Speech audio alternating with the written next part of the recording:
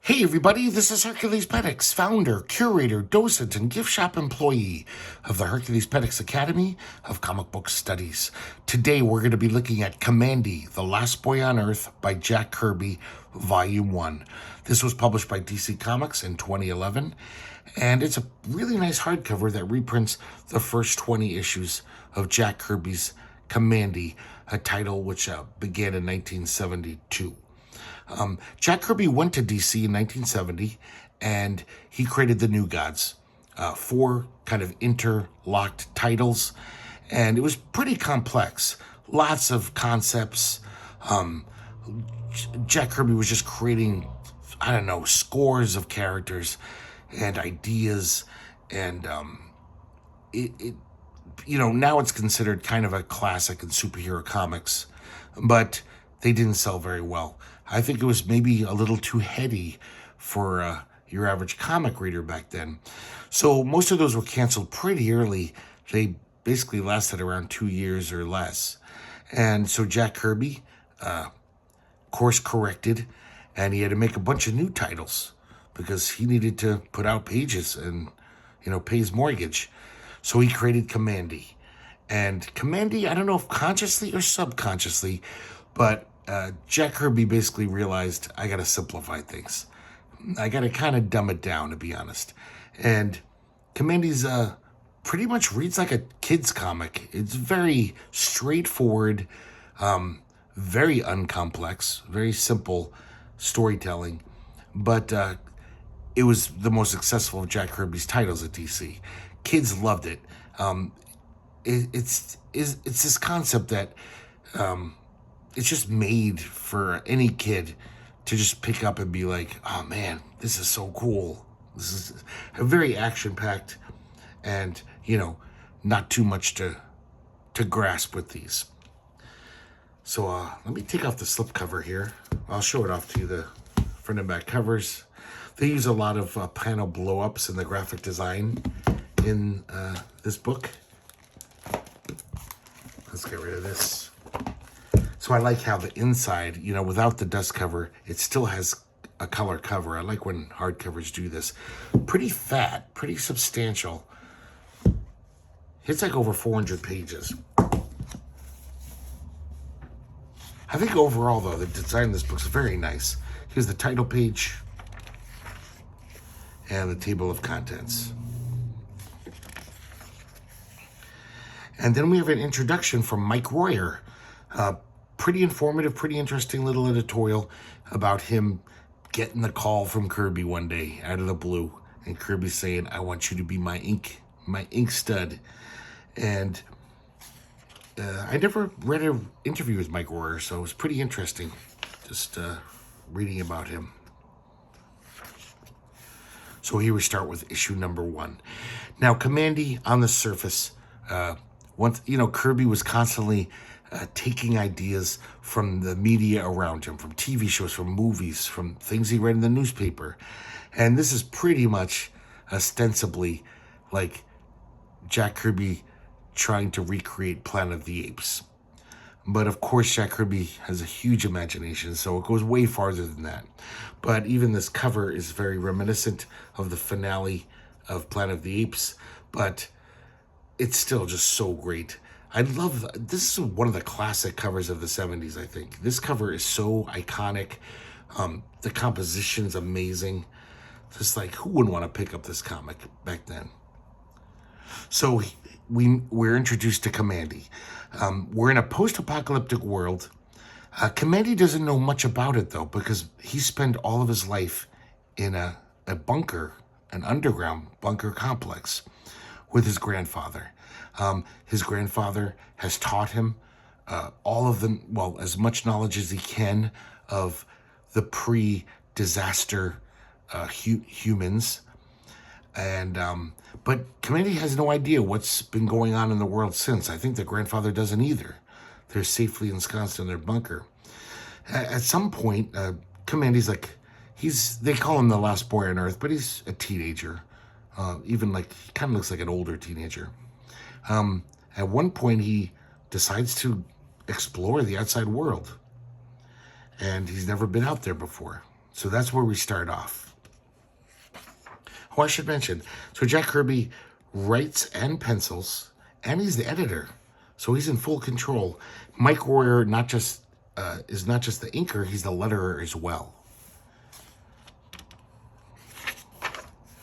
Oh, look at that 2-page spread. That's something. So once again, using the iconography of that last scene from Planet of the Apes, but taking it way further. This is amazing stuff. Kamandi sees some humans on the banks of the Hudson, and when he tries to greet them, they run screaming. And he's like, that's weird. Maybe they just don't like strangers. So he returns to the bunker, which is called Kamandi, and that's where he gets his name. And he notices that the booby traps he laid have been set off, and he finds some victims of those booby traps, and he realizes, oh shit, the looters have broken in. So he knows about that much of the outside world. His whole life, looters have tried to invade this complex. So he runs in, worried for his grandfather's safety, and he finds his grandfather dead, and this huge hulking figure looming above him. Kamandi shoots the guy in the back, kills him, and then rushes to his grandfather and cries over his body. Then this other guy comes out, I guess it's the first guy's looter's partner, and both of them are equally shocked because it's a wolf man, and he's talking, and Kamandi's like, oh my God. He didn't know that, there's these sentient animals populating the earth. He's shocked because he's never seen a human that can talk. So this is the setup of the world. The very Planet of the Apes is that most of the animal species, they are now top of the heap, and humans are at the bottom rung. They're basically all beasts without the gift of language, and they act like dumb brutes. So they fight, and Kamandi gets the best of him by electrocuting the guy. As you can see, a lot of this comic, pretty much the 6-panel grid is employed, and just a very simple art. Mike Royer's not going crazy with the line work or anything. It looks like these were just cranked out. They were. Jack Kirby's making 3 or 4 titles a month. Mike Royer had to ink them all, so he was busy too. And but I gotta say, it's very effective just because of Jack Kirby's storytelling is so clear and powerful. It really is just amazing how you don't even need to read these comics. You can tell what's going on because Jack Kirby just does such good layouts. So he finds the wolf guy's vehicle, and he gets in it and drives off. Now, I guess there was a microfilm libraries in the Kamandi bunker. And so we'll find out throughout the series that Kamandi seems to know how to do everything. There was a lot of microfilms down there. So he knows how to drive this truck, even though he's never seen one before. And throughout the comic, it does get a little silly, where no matter what anyone mentions, hey, how do you boil parsnips or make a parsnip souffle? He'll be like, I saw microfilm on that once. He knows everything. He realizes that there's this army of horsemen behind him. He turns off the road, and luckily they're pursuing something else, so they don't even care. They don't even notice him. And he doubles back. He wants to check out what's going on. And he sees talking tigers, an army of tigers. And this imperious leader, who's aptly named Caesar. Kamandi looks over. He sees a sniper about to shoot at Caesar, about to kill him. And for some reason, he decides to pick sides. And he's just like, I can't let that guy shoot that tiger. And he kills the sniper. A tiger grabs him and basically says, whoa, a little ally, an animal cub, no less. He swings him up I'm sorry, it's Caesar. He swings him up onto his horse right as they're about to go into a full-on battle with the leopard men.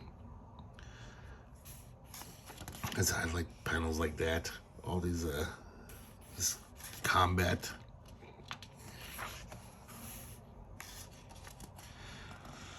So the tigers defeat the leopard men, and then I guess Kamandi starts wigging out. We're going to find out, too, in this comic that he's a little hothead, Kamandi. He's a little fireball. he's scrappy. So one of the tigers conks him on the head, and they throw him in this, like, almost like a dog catcher truck. And now they're headed for the royal city of the tiger people. As you can see, Jack Kirby employs this storytelling technique of using chapters. So every 4 or 5 pages, it's a new chapter. And I think that it kind of gives Jack Kirby an opportunity to basically have another splash page. Well, 3 or 4 of them throughout every issue. So he can, do some more dazzling graphics and stuff and pencils. So he's basically in these pens where all the humans are kept. And all the humans are just total beasts. They can't even talk. And I guess Caesar has taken a liking to Kamandi. So all these guards have been ordered not to hurt him too much. Caesar wants him as a pet, basically. They dress him up. They make him all fancy, gussied up. And I guess there's this big ceremony where this warhead comes out of the ground from pre-disaster times. And these guys have no idea what it is. They worship it as a god, though. So there's the second Planet of the Apes movie, which I think had already come out. Or is that the third one? I think it's the second one. So it's like he's taking a lot of stuff from Planet of the Apes. So Kamandi is just completely just miserable. He's like, so there's no humans left in this world? I'm going to be a pet for the rest of my life if I'm lucky? And he's so just depressed by this that he grabs this mini flamethrower. He knows what the warhead is from his microfilms, and he's going to set it off with this mini flamethrower. He runs towards the missile, but then Dr. Canis, who is the chief science officer to Caesar, grabs him. He knows that this thing is a horrible weapon. He's like, what the hell are you doing? And he's like, I don't even want to live in this world, and I don't mind taking all you fuckers with me. But he stops him, and he convinces him that he can, set up a deal where Kamandi, he'll take him into custody, basically, as his research project. So Caesar is, furious that Kamandi ruined the ceremony, but Canis convinces him to have Kamandi be his animal behavior study subject. So basically, Canis gets it. He's like, okay, you're not just an animal, because they call humans animals in this world. And he says, you're not alone in this world, because Kamandi is still miserable. And he introduces him to this guy, Ben Boxer. And Ben Boxer is part of this city or people who, due to the radiation in most of the world, his people developed, they evolved. It doesn't make any sense. The science is so dumb. But apparently his heart is like a cyclotron. And he's a natural atomic pile, Canis says. And he can touch this thing on his chest, which is almost like a damper rod, and activate some kind of radioactive effect. So he's a total normal human, though. Other than that, he can talk. And Kamandi is just so happy that there's another human. It's kind of a sad moment where Kamandi actually is just like, thank heaven, I'm not alone. And he breaks down in Ben Boxer's arms. I like this, how they give you a map of Kamandi's continent. The world is very changed. Now, this disaster, the great disaster that has turned the world into this new crazy world, they never really tell us what it is. They kind of imply that it wasn't necessarily a nuclear war. They almost say it was like some natural thing, like something happened with the Earth, and all this radioactivity was released. Maybe the Earth split open or something. I don't know. But they showed like the lion tribes, gorilla communes, expanding tiger empire, mountainous new continent in the North Atlantic. Huge tracking site, the city of the nuclear people, that's Ben Boxer's people, and intelligent killer whale raiders. We'll see all of these characters later. Number 2, Year of the Rat. So Kamandi is hanging out with Canis and Ben Boxer, and they see these rat people in New York City. They kind of live under New York City, constant thorn in the tiger's side.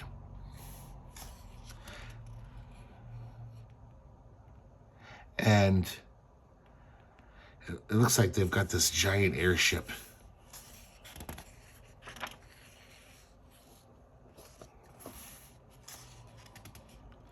So some of the tiger guards show up and say, what are these humans doing around, unchecked? And try to basically hassle Ben Boxer and Kamandi. I just wanted to point out some of the inks in this. And, Mike Royer, I think, he's probably my favorite Jack Kirby inker. A lot of Jack Kirby's inkers have different attributes and different pluses and minuses. But man, some of this stuff is just amazing. Probably because Mike Royer was a great artist on his own. So Ben Boxer activates his nuclear, hoodoo. And whenever he does, he turns into basically a walking tank. We see that his skin has become metallic, and he's super strong and pretty much indestructible. So he beats the crap out of these tiger guards. I just wanted to point out this title. A Short Day's Journey into Death. Jack Kirby. His writing was a little dramatical. Overwrought sometimes. So, Kamandi and Ben Boxer get into this mini submarine. And they go past the clutches of the Tigermen. They pass the guards.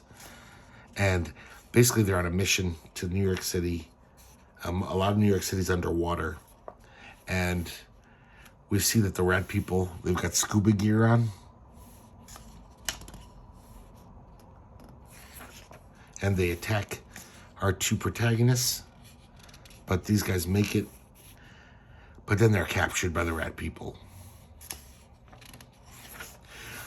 I'm going to go through these pretty quick, guys, because this is like over 400 pages of stuff. And I don't want this video to be 3 hours long. So it turns out that the rat people have 2 other captives. And it's 2 more nuclear people, Ben Boxer's friends. They're all tied up. But Ben activates his nuclear power, causing a little explosion, which frees Kamandi. And Kamandi gets scrappy again. Starts fighting these rat people.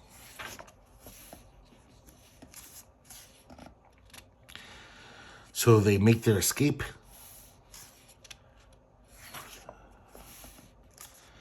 Now all of Ben's friends have turned metallic, and these guys are just tearing through walls. They're super strong. And after they escape the rat people, they turn back into human form. And they've got their own airship here. And they all climb aboard and say, hey, you want to join us, Kamandi? And he's like thrilled. He's like, yeah, I want to see more humans, I thought I was all alone in this world. Now we got issue number 3. The Thing That Grew on the Moon. Got a little splash page here.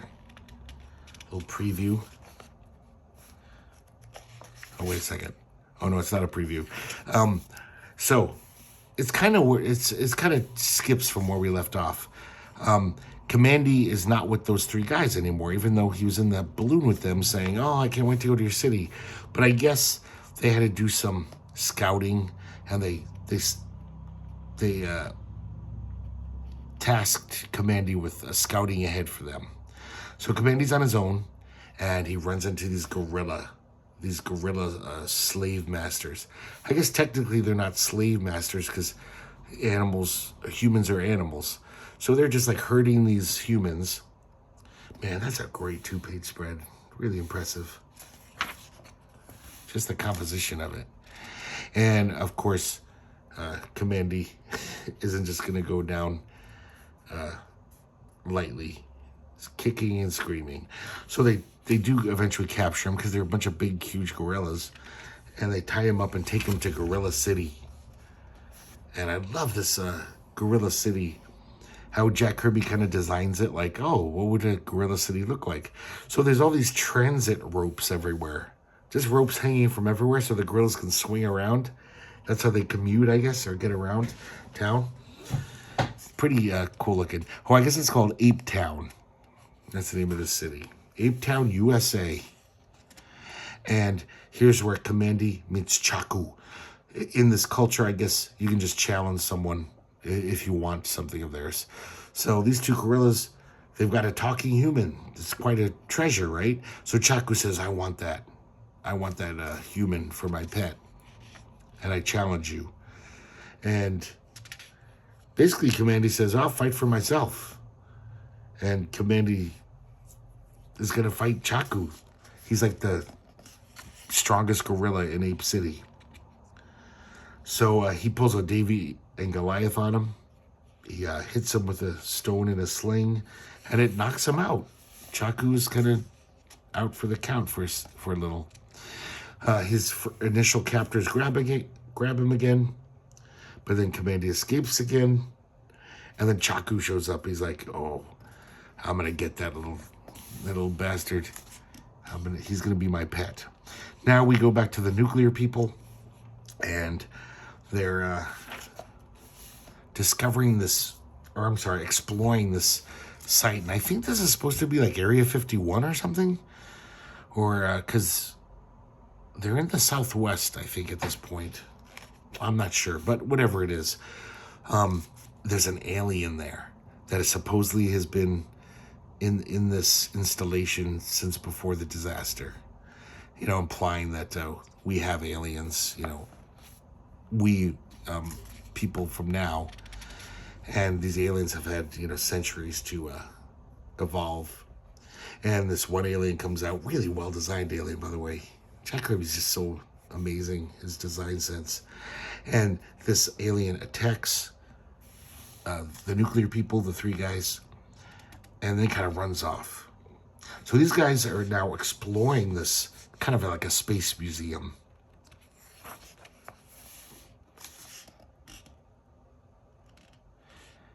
And now we see Chaku still pursuing Kamandi. See how just like simple this art is? Just like almost cartoony. It's very it reads very breezily. Oh, so they're now Kamandi's in Las Vegas. We see the ruins of Vegas. And Chaku is closing in on Kamandi, and he finds him. But then all of a sudden, this creature called the Rockbuster pops out of nowhere and attacks Chaku. And this is that alien, but I guess the gorillas call it the Rockbuster. He's kind of almost like a legendary creature. So it's quite an epic battle. Both of these guys are quite formidable.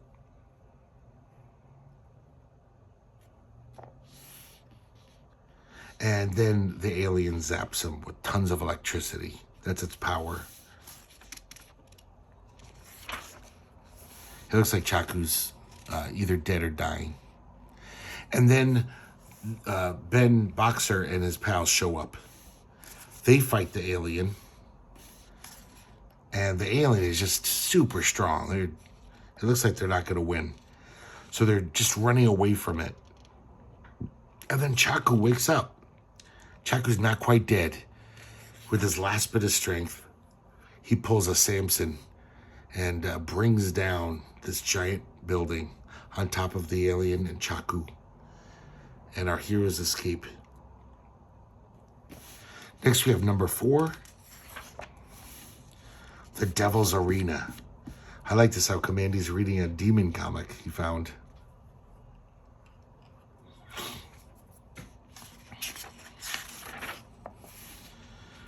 So there's Kamandi and his 3 buddies looking for provisions. And then the tigers attack, just as they're about to get on their dirigible.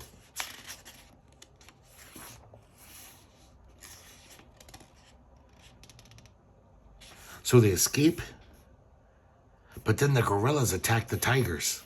I guess the gorillas and the tigers are longtime enemies. Some of Kirby's just rough-hewn faces are just amazing to me. So the gorillas capture the prince of the tiger people. This is Caesar's son. His name's Tufton. And then they capture Kamandi and his buddies. They bring the dirigible down and they capture them. They put Kamandi in a holding pen with all these other humans. And see, this is confusing here. These humans are talking to him clearly. They're not very erudite, but they're like, look, he's new here. I don't like him. I mean, it's proper grammar even. So I don't understand why everyone's so shocked whenever they meet Kamandi. Like, a human who talks? And they're trying to, I think Jack Kirby's trying to get a little bit of that Planet of the Apes energy, you know? But, yeah, you know, Jack Kirby, he was just doing 4 titles a month, just rushing forward, full throttle. He sometimes lost things in the, you know, the nitty gritty. He probably didn't even remember that he had these humans talk later on, you know. So they all attack Kamandi, and he starts pumping. Kamandi beats the crap out of him. And then he goads the guards because he wants to escape, and it works. And he kind of kicks their asses, takes their gun, and then he tells all the humans who are just attacking him, he says, listen, escape with me. Choose freedom. Let's fight for freedom. Come on. And I like how they're just like, just a bunch of yahoos. They're just running in every direction. Look at this guy. His face is just like, I don't know what the hell I'm doing. What should I do? But they're basically a diversion so Kamandi can escape. And it looks like he does. He escapes. And then, but I mean, he's still in the gorilla city, the ape city. So he gets into this little kind of a pipe and he travels through it and he comes out into Prince Tufton's prison cell. Once again, Prince Tufton's like, what? You're human? You're talking? That's crazy. But then he like, seems like he kind of likes Kamandi right off the bat. And he even feeds him a bowl of milk as if he was a tabby cat. So he likes him, but he also just treats him like a pet. And Kamandi doesn't like it. They gotta argue. And now we see outside the gorilla outpost, the tiger army is, they launch these battering rams. I like this. They're missiles with actual rams' heads on them. And they smash through the defenses of the city and attack the gorillas. Now, it turns out Tufton being captured was a whole total plan from the very beginning. Tufton wanted to be inside. And so he escapes from his cell now that the outpost is being attacked and it's all chaos everywhere. And he can kind of move around freely. So I guess the reason why is because this outpost was built on an old Air Force base. And there's still a bomber, a jet bomber. And the Tigers knew about this and they wanted it. But Kamandi knows that this is the kind of shit that led to Earth's destruction, you know, man's super weapons. So he puts on a flamethrower and destroys it.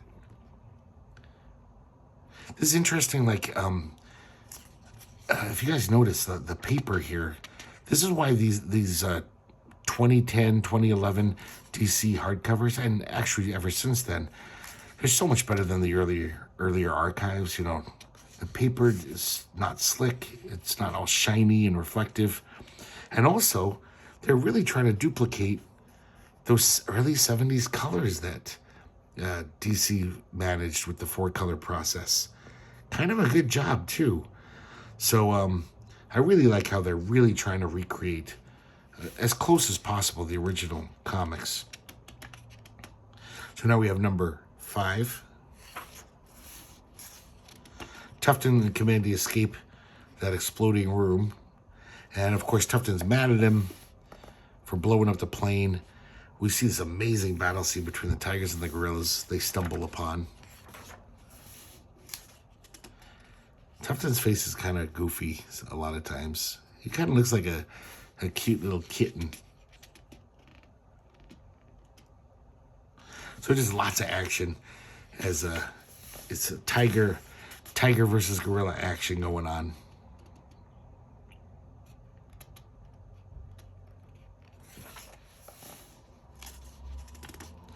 So now we meet Flower. Flower is going to be a character for the next couple issues. She is like the slave / pet of one of the, I think, the gorillas. And she can speak a little.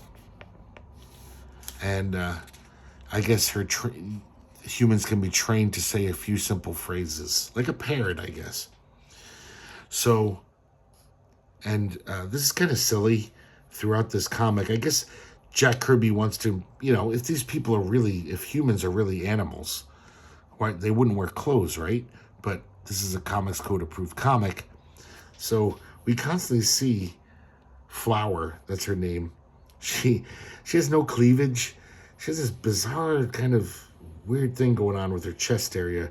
And of course her hair, no matter what she's doing, is always perfectly plastered, right, covering her nipples. So now Kamandi's back with the tiger people. And it seems like him and Flower have some kind of bond between them. It seems like she has a little affection for him, and he's starting to have affection for her. So he wants to escape with Flower from all these warring animal people. But he gets captured once again, and he has to do gladiatorial combat for Caesar's pleasure, and he has to fight this gorilla.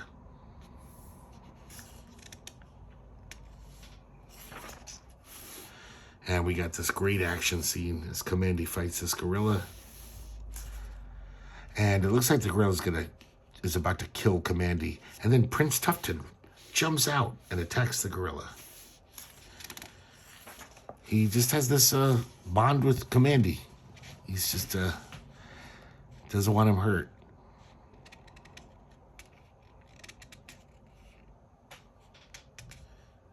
So, of course, Caesar chastises them. But right then, the gorillas attack. Now, the gorillas and the tigers actually kind of lay down their weapons for a second and just be like, okay, we're at a stalemate. The gorilla leader is like, okay, you've occupied our city, but you're never going to push us out. Something like that. They're at some kind of stalemate.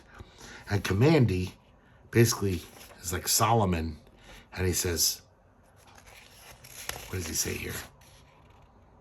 I have a plan that could break this deadlock. And this is the stupidest plan ever. Remember, they're in Las Vegas, the ruins of Las Vegas. So Kamandi finds an old slot machine.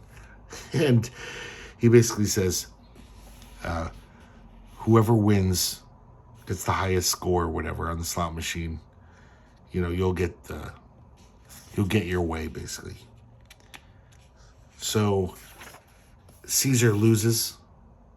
And he basically promises to remove his troops from Ape City and basically go home. So it doesn't make any sense. These guys would just lay down arms and listen to Kamandi's stupid, un-Solomon-like judgment. So the Tigers are very grateful to Kamandi, though, for this solution. And they give him a little vehicle and send him off. Prince Tufton says goodbye. And we really do see that already these guys are fast friends. He's like, yeah, you caused me a lot of trouble, Kamandi.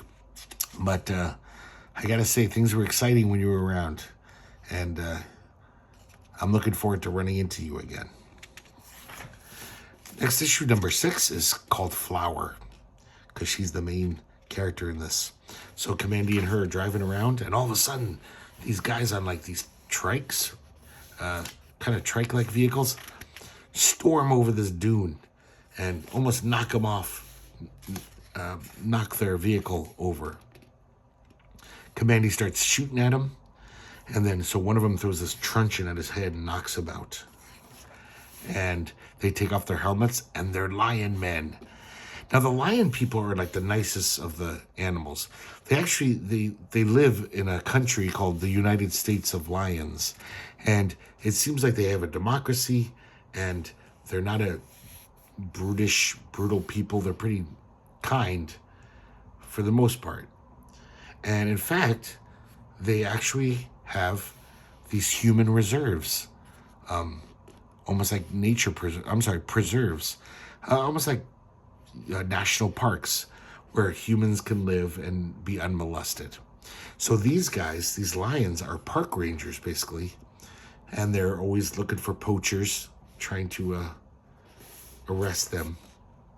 So they basically, Kamandi and Flower, who are both knocked out, they wake up and they're in the middle of this preserve. And there's a really nice splash page here. That's some nice scenery. So, of course, there's other humans there, but they're all, animals. And they attack Kamandi because they're a bunch of dumb idiots. Kamandi fights them off, and they run away scared.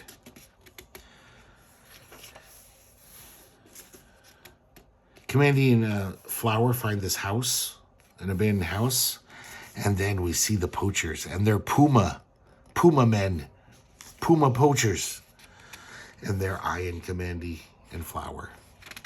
Well, and all the humans. So they attack Kamandi, and we get another fight.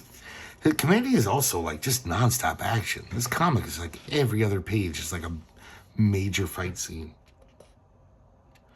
I guess that's probably why it was so popular, because it's just, it's just daffy, zany fun. And it lasted way longer than the New Gods.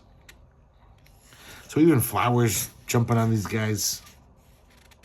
And finally they scare the pumas off. Kamandi picks up a gun. And now we cut away. They're playing house in the ruins of the suburban house. It's nighttime, and the reason why I'm pointing that out is because look at this crazy shading that, Kirby, but Mike Royer too, I guess to denote that it's dark out. But it just looks like weird splotches of ink everywhere. It's so weird how Kirby's style is very, very unique. This is kind of ridiculous. There's still a working stove. She found food in the cupboards, centuries-old food that they eat. It's just weird. But they definitely are growing to like each other more and more, even though it's a DC comic, so they don't sleep together. So the pumas sneak in while they're sleeping. Kamandi wakes up. They have Flower hostage, and then they shoot her in the back. Right then, I was going to say in the nick of time, but not in the nick of time, the lion men show up, the park rangers, and they arrest the pumas, but it's too late for Flower, and she's dead. And the leader of the park rangers, Sultan, he is just almost shocked that, this dumb animal actually seems to miss his mate. Is actually showing sorrow. He's actually surprised at that. That's how little they think of humans. Number 7, we see this the funeral of Flower. She's given like a 21-gun salute, like a real military funeral. Some of these park rangers say, this is ridiculous, giving a fancy funeral to some animal. And Sultan says, quiet, show some respect in his time of grief. And so we realize Sultan is a really nice guy. I mean,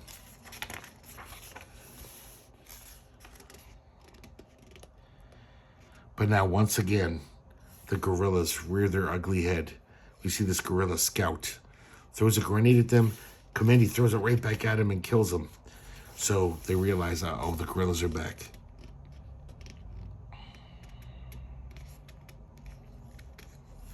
So Kamandi rides off, and once again, he's captured by the gorilla people. Kamandi is just a full-time hostage. He's always getting captured. And this is funny how Jack Kirby, he back in the early 70s, or throughout the 70s, he was just in his basement studio dungeon, just constantly with the TV on, working 20 hours a day. And anything on the TV that he heard would just filter into his comics. He was almost like transmissions were being beamed in his head. And so you could totally picture that King Kong was on, the TV that week. So Jack's like, oh, yeah, I'll just incorporate King Kong into the story. So these gorilla men tie up Kamandi as a sacrifice to Tiny. And here we see Tiny. He's a giant gorilla, but he can talk. Talks like a little baby, though. And he grabs Kamandi, and he doesn't want to kill him. He actually looks at Kamandi as if he's a little toy that he really likes. God, look at this great panel here. Just showing how huge Tiny is.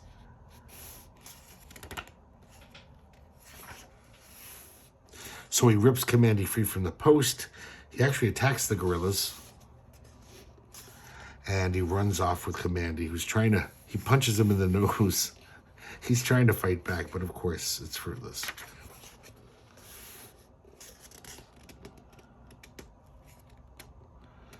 So the park rangers show up, and they shoot a tranquilizer into Tiny's back, freeing Kamandi.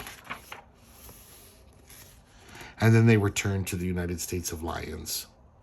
And I didn't mention, but the United States of Lions is a very advanced city. It's unlike most of the world, which is kind of ruins, There's skyscrapers and factories, and it's almost like our world. So he's talking to Sultan, and all of a sudden, Tiny's hand thrusts through the wall and grabs Kamandi. So he's really going full on King Kong here. Oh, and this is so ridiculous. So just to make it even more like King Kong, we see these more of these rangers, and they're like, hey, we have those prototypical machines we've been working on based on ancient photographs and designs. I guess now or never, let's try them out. And they're biplanes. So now they can totally do the end of King Kong. Tiny climbs this giant skyscraper with Kamandi in his hand. The biplanes attack Tiny. They shoot him down, and Tiny falls. And just like the end of King Kong, it's supposed to be this very sad ending. And then, this is so dopey. Kamandi says, even the ancients with their imaginative movies couldn't have produced anything like this. Pretty ironic, huh? So dumb. Okay, number 8. I like seeing Kirby draw a Nixon statue. So, I guess the United States of Lions, they really try to salvage anything left from the USA. They have the Declaration of Independence. I guess they base their culture on that. So, they're democratic. And they have statues of all the presidents and busts. They're not really sure who these people were. There's Lincoln. Half the Lincoln Memorial is kind of shattered. That's a nice 2-page spread, too. I love this in the 70s, how Kirby, almost all of his comics did this. Splash page and then 2-page spread. So now we see the city, the Lion City. And so they are very nice to the humans. They're not cruel, but they do treat humans as pets. And we see this lion lady here. Eat your candy, pet. And her pet is like this spoiled, pampered poodle of a human. And this is kind of weird. Kamandi's kind of a dick in this scene. He totally attacks the pet. And he says, slave trader. And he attacks him. But Kamandi didn't realize this is a guard pet who's been trained to be a security animal. So he beats the shit out of Kamandi. Deservedly so. Kamandi deserves to be beaten up for being such a jerk. I love this him. He's all just like growling at Kamandi, like, wow, let me at him. So then the guards show up, peacekeepers. And once again, Kamandi doesn't take any shit. He grabs one of their guns. And once again, he's just full of despair. He's like, this is how it's going to be forever. And the security guards want to lock him up. And so Sultan grabs Kamandi and basically leads him to freedom. Takes him to the edge of town. Drops him off at this crash train. And gives him a gun and says, good luck, Kamandi. I don't want you to be, I want you to be free. So he tries to catch a nap in the train, and then we see this giant hand reaching for Kamandi, and it grabs him. And it's now we meet the bear people, these giant bear people. Kamandi starts to fight him, and then all of a sudden, Ben Boxer and Renzi shows up. So 2 of the 3 atomic people. And they knock out the bears. Look at this goofy face on Kamandi here. Almost cartoony. So they know the bears are going to come back. So they turn into their metallic form. And they fight the bears. And these bears, as you can imagine, are super strong. But so are the atomic people. They defeat the bears, and then they go into this cave. There's some more of that beautiful chunky inking. It's almost like Milton Caniff or something. It's crazy. And then the dirigible shows up, their dirigible, and they all get onto it. And once again, they're like, okay, we're going to go to our city now. And Kamandi's like, all right, I want to hang out with more humans. And so the name of their city is called Tracking Site. Kind of a weird name for a town. And now we have number 9. And right when they're on the outskirts of Tracking Site, the Bat People attack. So apparently Tracking Site is besieged by these Bat People. And, oh, I forgot about this. We see Kirby still dabbling in his photo collages. And so this is Tracking Site. It looks like a small, tiny planet that hovers over the Earth. It's some experiment from pre-disaster times. And here's the laser on. So this is a machine which basically protects them from the Bat People. I guess there's millions of these Bat People constantly attacking Tracking Site. So they've developed this defense system.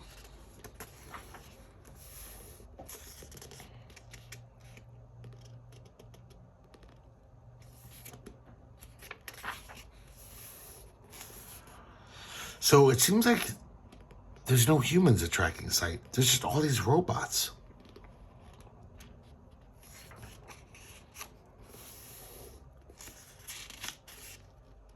There's some of that great Kirby technology. And then all of a sudden the robots turn on our protagonists here. And they zap the 3 nuclear men. And then try to zap Kamandi, but he's too quick for him. And then this guy shows up. Misfit. He's one of my new favorite characters in comics. Look at this guy. He looks like he has a really shitty toupee on his head. And he kind of looks like he's Modoc's uglier cousin. He has all shriveled up limbs, so he can't really do anything. So this robot carries him around. But he has amazing mental powers. Turns out that he runs the whole city. And he's in charge. God, look at that. This almost looks like those black magic comics that Kirby and Simon did in the 50s. Like, that gruesome. So we see Kamandi's friends are knocked out here. And then the robots put a harness on Kamandi. So Misfit can travel around Master Blaster style, you know? Oh, man, look at him. It's crazy.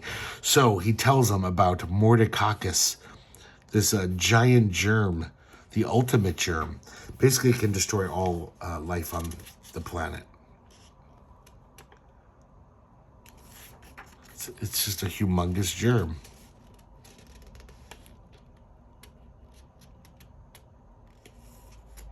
And so Kamandi, he sees this electrical unit, dives backward into it, short-circuiting the whole thing, totally zapping out Misfit.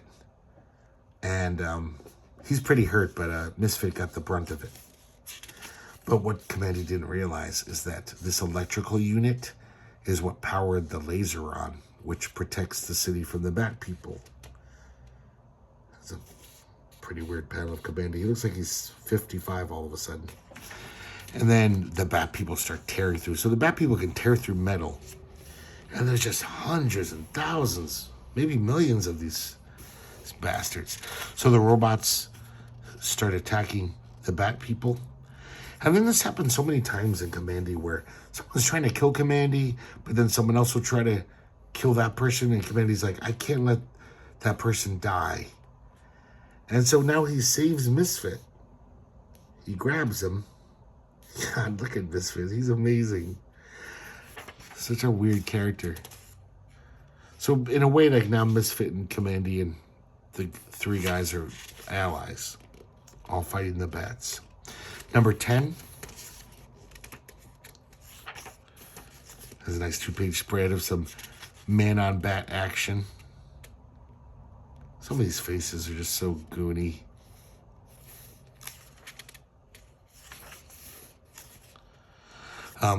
The nuclear people turn metallic so they can fight the bad people better.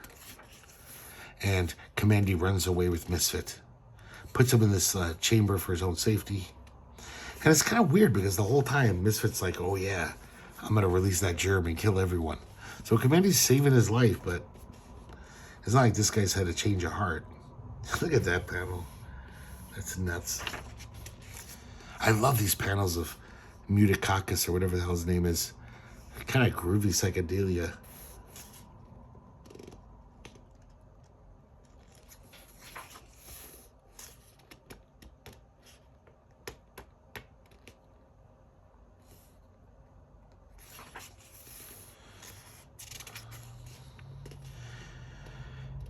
And the Bat People are just unstoppable. They keep breaking into every chamber that they're hiding in. And of course, Kamandi once again is in despair because he realizes that there's no humans at tracking site, unless you want to include Misfit and the Mordecoccus or whatever. Now we get a little flashback due to this videotape, and we see how everyone died at tracking site, and we see a little Misfit, little baby infant Misfit, and the three nuclear people, Ben Boxer and his friends, are just little kind of teenagers themselves at this time. So now we're back to the present, and they escape tracking site. All the bats have entered, and the germ is freed. So I think it was the Ben Boxer. He made tracking site go off into space. These pages right here with the Misfit and the germ, I just love these, almost as abstract art. The colors, everything about it is so great. Look at these. This is like Alex Nino right there. This is amazing. And so they're all sucked off into space. That didn't sound right. Shunted off into space. They're not sucked off into space.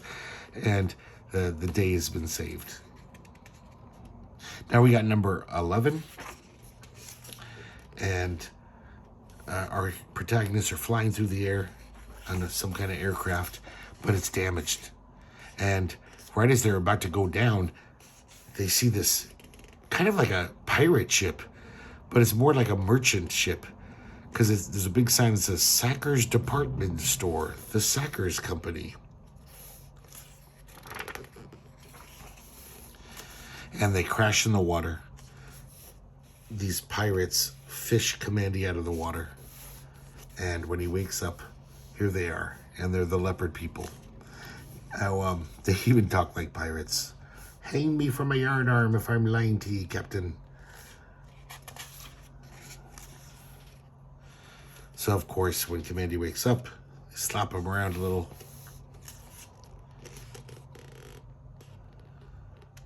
And after they leave him, Kamandi actually escapes his irons.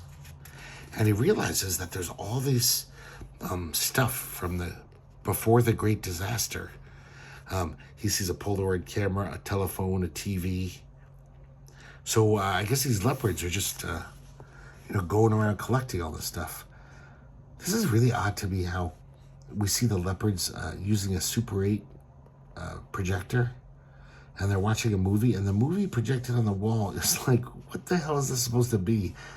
Like some behind the Iron Curtain Czech animation from the 60s. This is so bizarre that this was Jack Kirby's, they're watching a cartoon. And it just looks really odd. So Kamandi's sneaking around the ship now that he's free.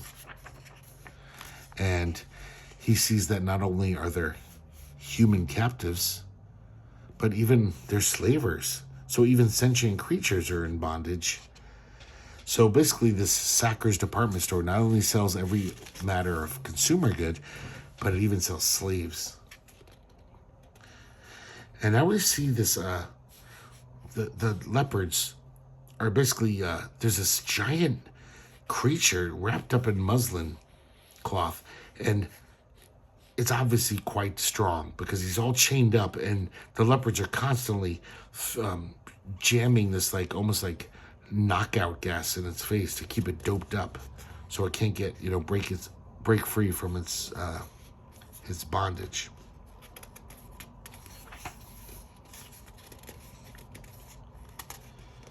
So now we see Sackers Town, the Sackers Company. We sell anything to anybody. He sees a motorcycle. And, of course, he also sees the brutality of the leopards to the slaves and the human, whatever, possessions, I guess. Of course, Kamandi, the hothead, he can't stand it. So he gets in fights with all these guys.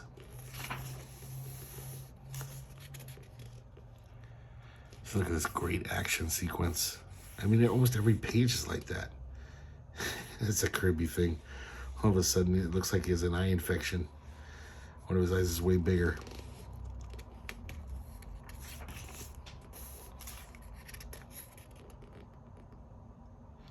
So from the creature that they call the devil, the devil, the one who's wrapped up in cloth, it's making the sound click, click, click, clack, click, click. And it turns out it's a giant grasshopper. Now we're up to number 12. Kamandi is still sneaking around. Once again, they captured him and then lost him again.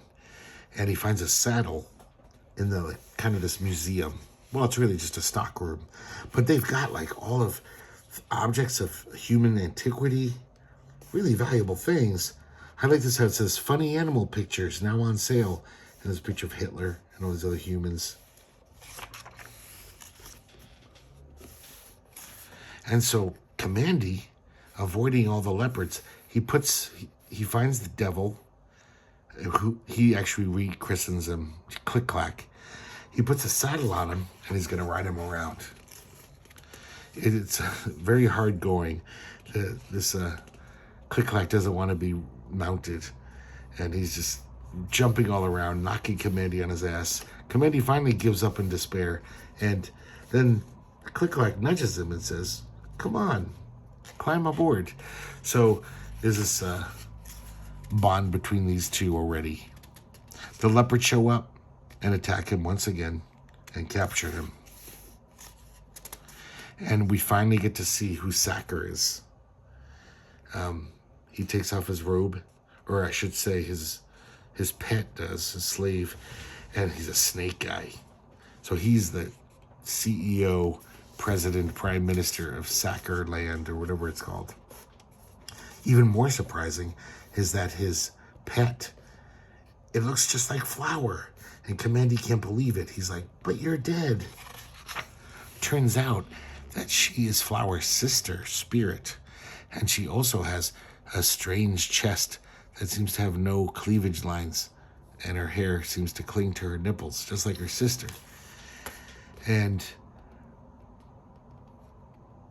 basically, Kamandi cuts a deal with Sacker. Or basically, it's Sacker's idea. He says, we've never had anyone been able to tame this grasshopper.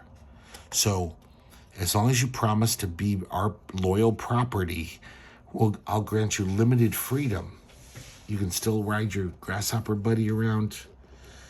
And, it's better than whatever, getting a bullet in the head, right? So Kamandi agrees. Kamandi also tells Spirit that her sister has died. So as soon as, pretty soon, Kamandi starts training with Click Clack. And it's weird, the leopards are really kind of approving of Kamandi. They're like, what a rider you are. Man, you're really good at training this thing. And we realize it's because there's going to be a big race. And Sacker is going to put Click Clack in as one of the horses, if you will. And all of these guys are going to bet on him. So that's why they're so giving the thumbs up to Kamandi, because they're like, he's going to make us a lot of money. Now we cut away. Spirit shows Kamandi where the humans eat, this cafeteria. It's the kennel cafeteria. And gruel, giant pots of gruel and water. That's all they get. And then we're introduced to Bull Bantam. Now he's like the ultimate alpha male here. He's like the strongest gladiator. Everyone's afraid of him. And we find out that he is Flower's ex. That's why Flower escaped. He was abusive to her. And that's why Flower was out in the wilderness when Kamandi met her. Because she left. Because this guy's, just being a jerk. So Kamandi beats the crap out of him. And I like that panel there. And Bantam says, "I'm going to kill you tomorrow at the race." At the sweepstakes, it's called. And so I guess this race is like Death Race 2000. It's not just like a horse race. You have guns, you can kill people. So, this is not a threat to be taken lightly.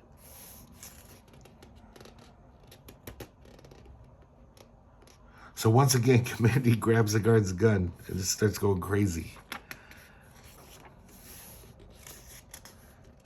And tries to escape again. But it doesn't work. But he does tell the guards, or these leopards, he does say, "I am not riding in that race for anyone." He's not going to be treated like some kind of, sideshow attraction. So now we have number 13. And it's the day of the sweepstakes. And we see examples of anti-human brutality. All these sentient animals of various species. They're all kind of picking on Kamandi. Like, get out of my way, you animal. He almost gets run over by the horses. Man, Kamandi just never stops attacking people. He's like surly as hell.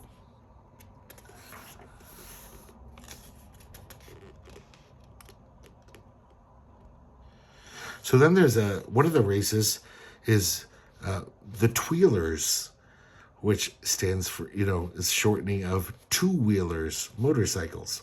So all these humans are on these motorcycles racing around the track. And this cracked me up. So you know how in dog races, there's that little mechanical rabbit that zips around the track so the dogs will chase it? So in this one, it's a cake with a, fully under glass, and it's zipping around the track, and all the human Tweely riders are killing each other just to get a piece of it. Because, all they ever eat is gruel.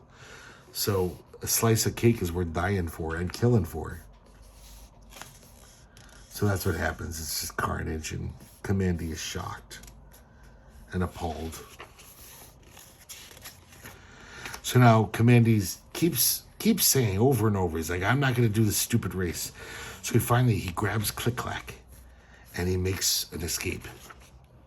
He jumps over the animal compound walls. Meanwhile, Bull Bantam is totally harassing Spirit. He's like, you sister dead, now me want you. And he grabs her and he just forces a kiss on her. And he starts beating her up. But luckily it's time for the race, so he's got to get to work. He can't continue to beat her up. These helicopters show up and try to herd Kamandi back to the race site. And somehow, instead of just like keep trying to escape, they just kind of herd him back and say, hey, you're not going anywhere. You're back in the race. And Kamandi just finally gives in and says, oh, well, I'm on the racetrack. I guess I will compete in this race. So Click-Clack is just knocking riders off their horses. Kamandi quickly takes the lead. I like this panorama of all these different animal species. I don't want to draw them that well, to be honest, though. That one's kind of crappy looking. So, pretty action-packed. There's obstacles. There's walls of fire. And then this tank shows up. And with its cannon, it just like tries to blow a Click-Clack away. But it doesn't kill Click-Clack. And then he counterattacks and knocks the tank, destroys the tank. But it looks like he's critically injured. So Kamandi is just like, there must be a doctor, please. And the whole crowd is saying, finish the race. We don't give a shit about your dumb bug. And that's when Bull Bantam shows up. And I love this. Bull Bantam, with his armor, is riding a buffalo. I want a whole graphic novel about Bull Bantam riding a buffalo. That's just such a cool image. Or a goofy cool image. Now we have number 14. Once again, tons of action in this issue. We see there's still the races going on. The leopards are taking these injured humans off the track. And Bull Bantam is kicking the shit out of Kamandi. Kamandi has no steed. He has no mount, He has no weapons. And Bull Bantam's got this like whip around Kamandi. And then all of a sudden, from the stands, from the audience, a gunshot rings out, and a bullet cuts the rope holding Kamandi. So Kamandi has a chance to counterattack. Yeah, gets back up on Click-Clack. I guess Click-Clack's still alive. He figures, maybe he's got one last little bit of strength, and we can take this guy out. Meanwhile, back in the stands, everyone realizes that it is Prince Tufton who just shot the rope that saved Kamandi's life. And they're pissed off. They're like, you ruined the whole race. And we see Dr. Canis is there as well. They start throwing shit at Tufton. And then the leopards show up and basically arrest Tufton and Canis. Back to the fight, or the race, I should say. And now, Click-Clack is fighting bravely, even though he's at death's door. And finally he collapses.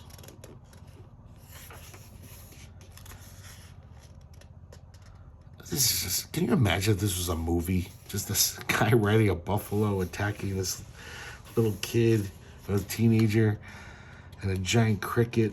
It's just nuts. So we just get tons of action here. Long fight scene. Finally, Kamandi's victorious, and he defeats Bull. He goes back to Click Clack, and he knows that he's dying, but he wants to put him out of his misery. The leopard guys say, "Hey, you got to. This thing's not going to live. Here, you should do it, though. Here's my gun." And Kamandi kills him. And right then, the kind of parade comes up with all the rewards for Kamandi for winning the race. And of course, he doesn't give a shit. He's just lying next to Click Clack crying. So they bring all these rewards and prizes down to Kamandi. Of course, one of them is another cake. They all want cake. But, also Spirit is now his. She was the prize. So, of course, Kamandi's just disgusted by all this shit. He's just like, humans aren't a prize. You can't give us away. And once again, he attacks his handlers. And these guys, for the most part, are pretty nice to Kamandi. Look at that face right there. That looks so un-Kirby-like. Interesting. And once again, he's subdued and he's captured. But then Tufton shows up in Canis, and it looks like Tufton has pulled some strings and gets Kamandi released.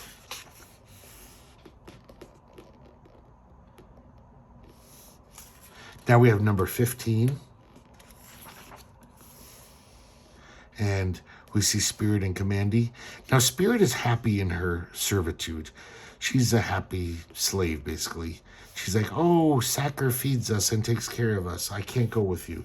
Of course, Kamandi does not want that. So he says his goodbyes to Spirit and takes off.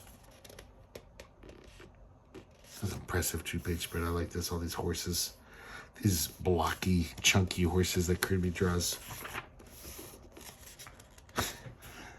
That's a pretty goofy face. So Kamandi takes off with Tufton. And chapter 2, the Watergate secrets. Now this is about to get really dumb, guys. So they're traveling towards Washington, D.C., going through the Carolinas and Virginia. And so apparently, once again, this was probably on the TV every minute of the day during the Watergate shit on TV. And Jack Kirby couldn't help but put it into his comic. He just kind of shoehorned it in. So in this future, Canis and a lot of other people think that the Watergate tapes are some kind of great weapon just by how they were talked about in all these old documents. So they just assume it's some powerful weapon that everyone wants to get their hands on. And Kamandi says, actually, I saw microfilms on that, and it was just a political problem before the Great Disaster. I learned about it. And Canis says, "No, Kamandi, our bugs are part of a secret and powerful religious cult. And there's a bug in their room, a listening device." Now we cut away to these apes, even though I don't know what the hell that's supposed to be. I guess it's an ape, but it just looks like a weird old guy. And they're, bugging the room. And this is so ridiculous. So supposedly there's this future cult that worships the Watergate stuff. So listen to some of this dialogue. They're like, "The spirit of Watergate never desert us. They always provide us with new captives for the annual hearings. Our plumber squad will be honored when we return home from stakeout." So it's all these references. All of these were buzzwords during the Watergate scandal. And it's just Jack Kirby's just spewing them up for these characters to use. Very silly. It does seem like as the issues progress, the art gets even more simple. It's really simplified now. Like almost to the point of like, this is almost like a kid's comic from Dell or something. So I guess they have a hearing, which I guess is like the big ritual tribunal type thing. Tufton and Canis are tied up.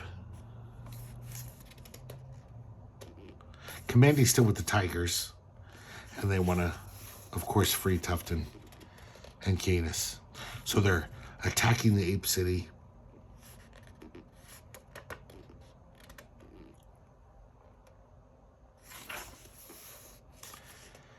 And so at the hearing, they basically sentence them to death. And then they say, make way for the Watergate sound maker. Is this like sonic cannon? And I guess it works though, because they turned it on and it looks like it's really killing these guys. And then Kamandi and the Tigers break in just in the nick of time. I love this panel. That's some really great composition. Kamandi frees his two buddies.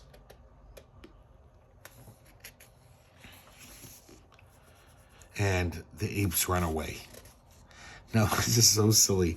So as Canis examines this sound maker, he realizes that it's all the Watergate tapes and sped up at such a high speed that it makes this, horrible sound that becomes like a weapon. So he says, I'm going to take one of these tapes and slow them down so we can listen to what they actually say. And it says, I want to make this perfectly clear. And that's what Nixon, that was a buzzword during the whole Nixon, whatever, foofara. And Tufton says, the tape is broken, don't bother fixing it. And Kamandi says, it doesn't mean much now. It's like trying to be profound. It's really dumb. Sorry, Jack. We're not buying it. Now we have number 16. And I think this is the last issue that Mike Royer inks, because it says with a helping hand from D. Bruce Berry. So he is going to take over starting next issue. So maybe there was a transition period where Mike Royer kind of quit and they had to get a few last pages inked by D. Bruce Berry. So now he's in Washington, D.C. Still in Washington, D.C. God, I love this 2-page spread. Look at this, guys. This is amazing stuff. Just all these goony humans in this cage. Something about this 2-page spread really just hits me.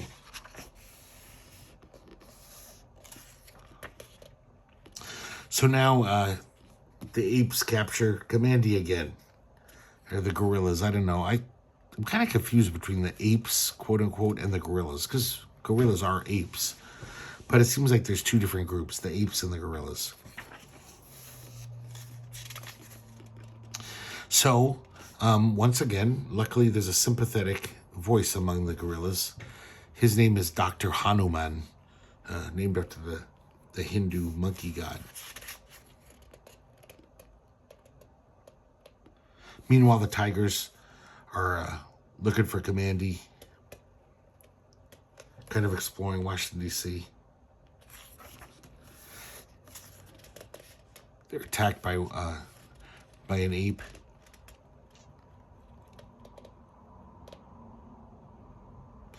So then this story gets kind of interesting. So Hanuman has this journal from pre-Great Disaster times.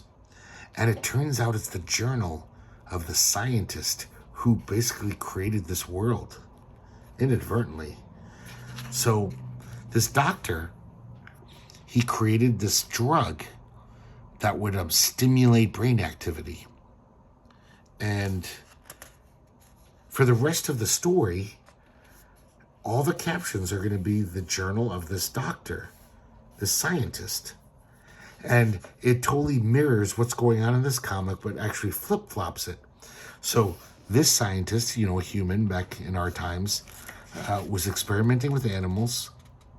And Now we have these ape doctors experimenting with humans. And so everything the captions say from the diary entries kind of reflect what's going on. Kind of an interesting storytelling device. I've never quite seen it done like this. But mainly, once again, Kamandi's in jail with these other dumb humans, and they start fights with him, and he beats the shit out of them. And the tigers are trying to break into the city. And the whole time, we're finding out the story of this pre-disaster scientist. So Kamandi and the humans escape, just as, according to these journal entries, just as his test animals, the scientist's test animals escaped. So once again, like I said, it totally mirrors what happened. Cortexin, that's the name of the drug. So apparently, there's more Cortexin. So back in the past, the scientist, the animals all escaped. The place was surrounded by water, and Cortexin, this drug, was in the water. And so that's why all these centuries later, all these animals are intelligent. Just from that one dose of Cortexin, and then it spread, and they bred, and it doesn't explain why humans became stupid. I don't understand that at all, and it's never really explained. But, and now in the future, these escaping animals, these humans, they're bathing in the Cortexin, and all of a sudden, look at their faces. It seems like they have this cognizance. They're not just a bunch of screaming wild creatures. And as they escape, they're using tools. They're helping each other out. They're, being crafty and clever. So it seems like now we have a whole bunch of humans who are smart. So it kind of changes the game of Kamandi. And who knows how far it'll spread. And Dr. Hanuman looks like he dies in the explosion, during the escape.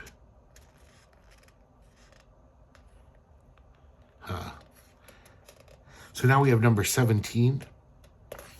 And this is the first issue, completely inked by D. Bruce Berry, and lettered, by the way.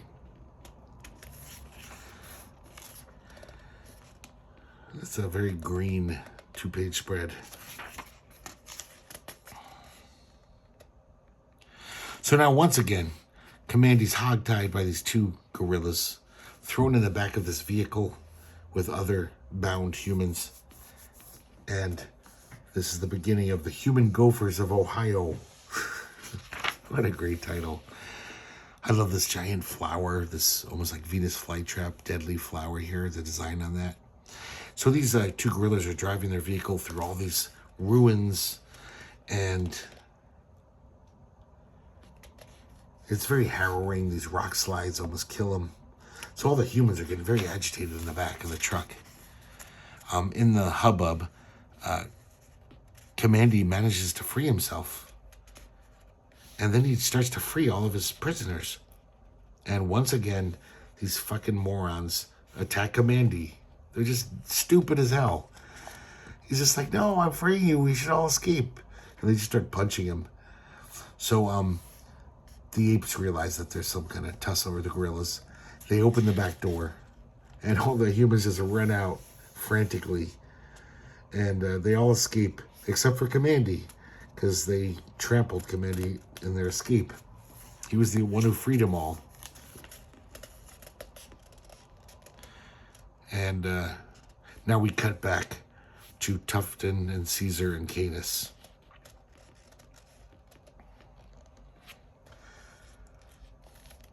So now we see those guys continuing their journey, and they get back to their base camp. And apparently there's this real problem going on. All of their supplies keep getting stolen by these gopher creatures. And they just can't do anything about it. They shoot into the holes. They use flamethrowers. and they just can't kill these human gophers. So they come up with a plan. They're going to use Kamandi as a kind of decoy. They put a big box of explosives on his back and tie a rope to him and have him walk down there. I love this panel right here. Kamandi looks in the wall and he says, "A face, a human face." Even though it doesn't look very human, it looks more like Zardaz's nephew. And guys, this is what I was so excited about. So this is the first D. Booseberry inking job. And you know, every inker makes Kirby look a little different. But I gotta say, look at these little gophers people. They look so much like Mike Mignola characters. It's insane. I would totally think these were Mignola characters. Like, not now, earlier Mignola style. And I just really thought that was uncanny. Kirby plus D. Booseberry equals Mignola. So the gopher people grab the box off Kamandi's back. They don't know what these explosives are. They start chewing on them, thinking they're food. And Kamandi basically doesn't want them to die. So he's like, well, he doesn't want to die either. So he's like, get rid of them. They're bad, bad. And the gophers seem to understand the word bad. So they throw them back out the hole and blow up all the gorillas. And then they come back down and go, good, good. So that's the only two words they know. Then the gorillas throw some poison gas down the hole. They yank Kamandi through this soft earth and then seal it up. This is why they can never kill these guys with gas or explosives or fire, because they're very clever and they know how to make tunnels really quick and seal them up. Underground, there's like old ruins in there, and there's this very like kind of futuristic machine in there. It seems like all this machine does is make a thumping noise, and we'll find out why next issue. Number 18. Look at this thing. It's like something Al Columbia would draw. And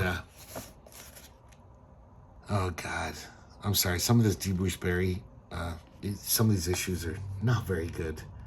Look at this, and he's definitely not as good a letterer as Mike Rohrer or logo maker. From now on, all the logos are pretty shitty. So this is just a weird way to start off this issue. He's like, Kamandi's sitting at this corporate desk, CEO's desk, and then his hand reaches in. And we get another 2-page spread. The gorillas attack Kamandi once again. Kamandi grabs a gun, fights back, and escapes. That's a great splash right there. The Eater. So he's escaping the gorillas, and he slides back underground where the gopher people, who are his allies now, he rejoins them.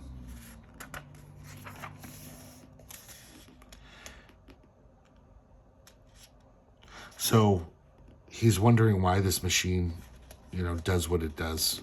And then all of a sudden it stops. Apparently a gear has broken on it. And all of a sudden Kamandi hears this and feels this rumbling in the earth. And he's like, what the hell? Look at this panel. This is a singular panel in this whole collection. The inking on here, this is almost like some pop art painting or something. It's very interesting. Kind of like it, but it's the only panel like it where D. Booseberry inks like that. And of course the noise is getting louder and louder and the rumbling, and it's the Eater as the worm turns. It's the title of this one. And this thing is so, I love the way this thing looks, this Eater thing. So it's chasing Kamandi. Kamandi's trying to escape, trying to fire at it to no avail, and the thing eats the machine. So they're like, we're fucked. All of these little Mignola guys run away. And Kamandi keeps firing at it, trying to kill it. It does seem like it doesn't really hurt the creature, but it does seem like the sound of the gunshot affects it. So the thing's very sensitive to sound. So Kamandi leads the Eater towards the surface where the gorillas are. And we see the gorillas, and they have amassed all their explosives. And it's almost like the final solution for these gopher people. They're going to just blow this whole, place sky high to get those gophers finally. So Kamandi makes it out of the hole, and basically he was planning this. He wanted to lead the eater there, and just as he hoped, the eater swallows all of these explosives. And Kamandi's like, run! And the eater blows up.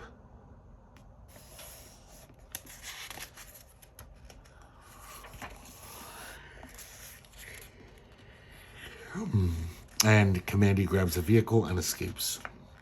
Now we have number 19, The Last Gang in Chicago. This one's very silly. So once again, I think there was a gangster movie on about Chicago, about Al Capone on TV, and Kirby was like, yeah, I don't have an idea this month. I'm going to see where my imagination takes me. The art's getting pretty rough on some of these panels. So, Kamandi is in Chicago, and he runs into all these humans who are intelligent, but they're all gangsters. They even talk like gangsters. Some of them are named Lefty, and, I don't know. They say things like 23 Skidoo and shit. So, they basically say, you're coming along with us, because they all got guns. And they drive into Chicago. Meanwhile, the guerrillas are on his trail. They want revenge for what Kamandi did. Now we see Chicago.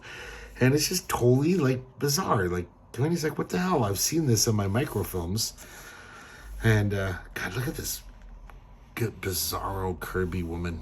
Sometimes he just drew women really weird. Almost as if he never saw a woman.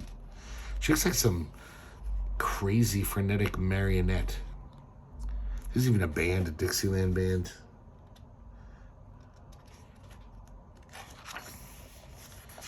So he gets in a fracas with these gangsters. They're no good.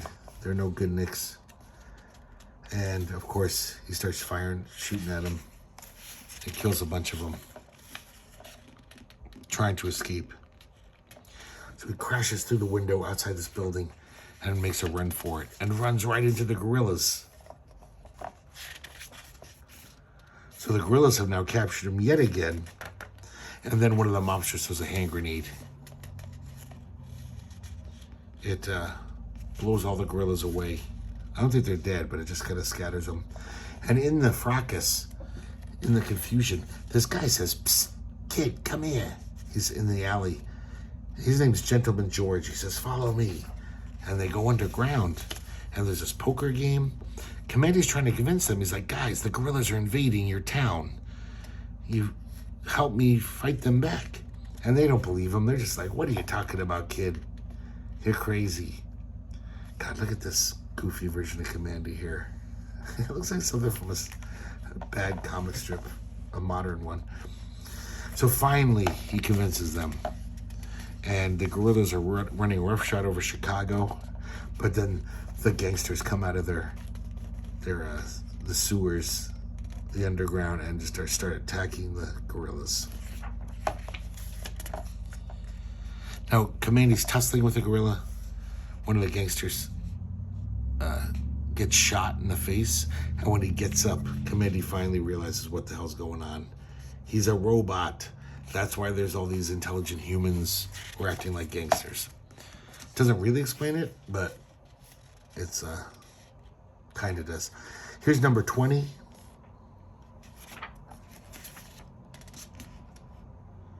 And then the cops show up. And we see that gangster. I like these Kirby robotics going on here. And the cops arrest Kamandi. And they arrest the guerrillas. And, well, Ugash, the leader. So they haul him off in the paddy wagon. Meanwhile, at the pokey, they're captured together. So now, once again, they're kind of allies. Once again, Kamandi has to ally with his great enemy. There's a convict in there, starts a fight. And Ugash, knocks him flat back on his back. And he's a robot. Well, obviously they're all robots now. We kind of realize this. They escape the prison. And they find themselves in a court.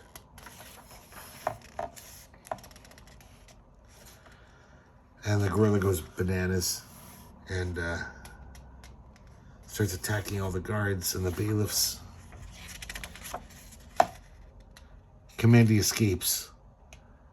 And then he comes into this room with an electric chair. Right then, I guess the guards have subdued Agash. God damn it, I forgot his name already. Ugash. And they put him to the electric chair. Even though he's his enemy, Kamandi says, no way am I going to let him die that way. So he fires a gun out the window to attract the gorillas this way. And just as they're about to fry Ugash, the gorillas barge in the chamber. Once again, Kamandi uses all this chaos to escape and turns into a huge melee. The mobsters show up. So Kamandi realizes, okay, everyone's a robot here. So wait, that means there must be humans who can still reason, who are in control of these robots. So he sees this, like a robot repair truck who pretty much pick up these broken robots and take them to a central location. Kamandi follows it, kind of underground. And he realizes his hope is unwarranted. Now for the fantastic hope-destroying truth. And he realizes that the whole city is run by one computer. There's no humans down there. There haven't been for hundreds of years. And so he sadly walks off. And as he gets near the exit, there's actually like a voice in the wall saying, thank you for coming to, thank you for coming. Please come again, bring your friends.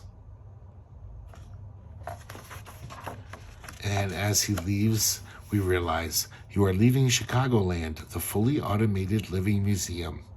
So all of Chicago now is an amusement park full of, almost like Westworld. Once again, that was probably on TV when Kirby was working. So he kind of mushed it all together. Kind of a nice, I guess, can you call the last page a splash page? It's a full page drawing. Pretty nice scenery there. But yeah, once again, what a kooky ending. Who saw that coming? So there you go, guys. Kamandi, The Last Boy on Earth by Jack Kirby, Volume 1. So next episode, I'm going to show you Volume 2. And hope you guys like this one, because there's going to be just as much tomorrow. So thanks for watching, and hopefully I'll see you next time here at the Herculespetix Academy of Comic Book Studies.